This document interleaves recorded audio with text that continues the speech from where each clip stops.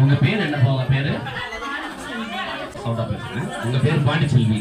சரிப்பா, இந்த கோயிலுக்கு நீங்க எதுக்காக வந்தீங்க?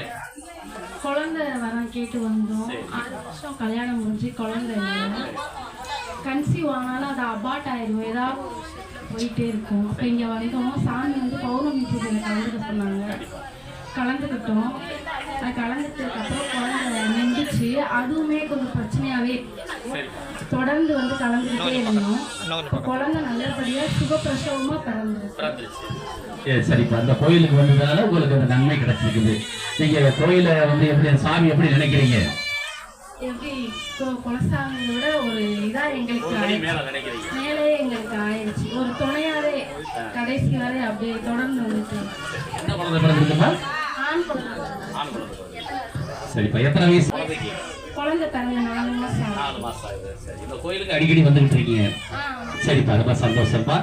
நீங்க இந்த கோயிலுக்கு வந்ததுனால வந்து மிகப்பெரிய சிறப்பு. உங்களுக்கு வந்து குழந்தை வர அந்த ஆத்தா கொடுத்துருக்குறாங்க.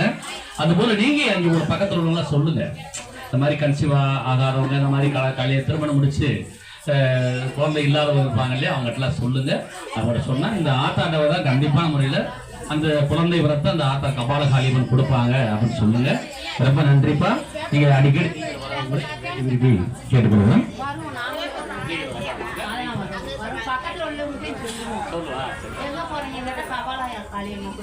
அங்க போனா அவளுக்கு குழந்தைய நினைச்சு அபாசன எப்படி குழந்தைய பிறக்க போகுது பிறக்காதுன்னு நினைச்சோம். 6 வருஷமா குழந்தை இல்லை. அப்ப நல்லபடியா பிறந்துருச்சு. அப்ப பிரசவத்துல எனக்கு துணைக்கு வந்து தாய் தான் எனக்கு இருந்தா. ஒருத்தையில தான் இருந்த தாய் தான் துணைக்கு இருந்தா. அவ 90 எடுத்து உந்தியில முடிஞ்சிட்டு போனேன் ஆஸ்பத்திரிக்கு. அவ தான் வந்தா நல்லபடியா ஆபரேஷன் பண்ணி எடுங்க சுகப்பிரசவமா பிறக்க வச்சுட்டா. ஐயன் பேர் என்ன பேரு? ஹரிஷ் பாண்டி. ஹரிஷ் பாண்டி. நன்றி, வாழ்த்துக்கள். உங்களுக்கு சிறப்பான வாழ்த்துக்கள் கொடுக்கும். இந்த ஆட்டா என்ன ஆட்டா உங்களுக்கு 16 பேர்கள் குழந்தை இல்ல 16 பேர்களை கொடுத்து வளமான வாழ்வை அந்த கபால காளியம்மன் கொடுப்பாங்கன்னு வேண்டி விரும்பி கேட்டுக் கொடுக்கும்.